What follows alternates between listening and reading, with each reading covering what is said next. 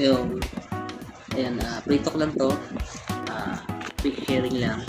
Ayan, para sa mga katulad ko na for parent lang talagang sabihin na talaga nagtitipid.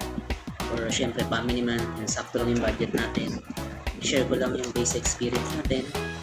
Kaya wala tayong ibebenta ngayon or i-commission man lang.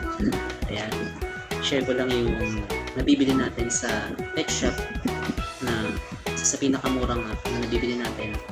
Mga karaniwang budget na ay ito yung pinakamurang nakita natin. Dati pinakamurang nakita natin 130, 120, and then ito na yung pinakatagal na natin nabibili na pinakamura, nagkakahalaga ng 95 pesos lang. Ayan. Pero sa may TikTok shop or Shopee nga ay meron siyang mga ganito rin, hindi ko alam minsan mas mura. Karaniwan ay ito, in-affiliate na rin to. May plus 10 or plus 15. Ay syempre nga naman may mga delivery fee pa. Pero if gusto natin magtipid, ayan, sa pet shop may nabibili siya na 95 pesos lang. Ito. But meron pa ibang mga brand na minsan mas mababa pa dito. Nakita ko 90 sa online shop, and minsan sana matry din natin yun.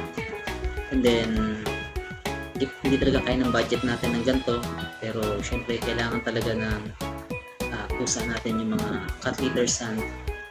Meron nabibili na pwede tayong bumili ng per kilo. Ayan, karaniwan pwede natin siya mabili ng 50 pesos, 40 pesos na isang kilo. Ayun, ganun yung pumapatak yung mga presyo sa mga pet shop. But yun, kung may budget naman tayo, pwede tayong bumili ng mas maganda or mas marami para makatipid. Ayan, kasi kung mas malaki yung bibili natin, mas maraming liters, mas mura siya mabibili at mas marami siya. And then, ano pa share natin?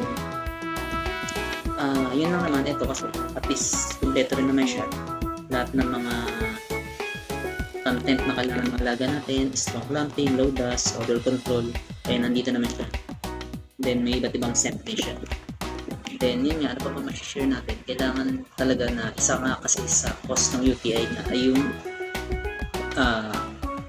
maduming litter box or mga litter sand na hindi nalilinis, or dahil nga sa kapos na sa budget ay hindi natin nabibili agad o nalalagyan ng mas marami. Mas maganda kasi mas marami yung litter sand na nalalagay natin para even marami yung madumi niya or oops or mawiwi niya ay hindi siya pagkukusan ng bacteria dahil naiipon na yung mga tumiron. Then yung mga pusa nga natin ay baga sabihin natin yung words na maarte sila, ayaw nila ng mga madumi at mga may dumi na o may poops na hindi nila tutumihan ulit yun. Kaya ang gagawin nila ay magtitiis sila para tinitiis nila, kaya yun nga pinagmumulan din nga ng UTI. Ayan, yun lang, share ko lang yung experience natin dahil syempre family man tayo at hindi naman din malaki yung sweldo natin. Dahil na siguro pag mga minimum earner talaga, kaya tayo umabot na tayo ng minimum konti. Kaya alam natin yung particular na kung tayo ay magulang na, parent na, may family na tayo, may mga mas kailangan tayo priority. Syempre, kaya kailangan natin maging madiskarte, wise tayo, or magtipid tayo sa mga binibili natin para sa alaga natin na mahalaga naman para sa atin. Yun lang guys, ayun, sana may na-share tayo. Ayun, check lang din po kayo lagi sa mga online kasi may mga mas mura tayo nakikita. Sana nga matry natin at may share ko rin dito yung mga product na yun kung talagang okay din naman siya. Okay, yun lang guys, ayun, thanks for watching.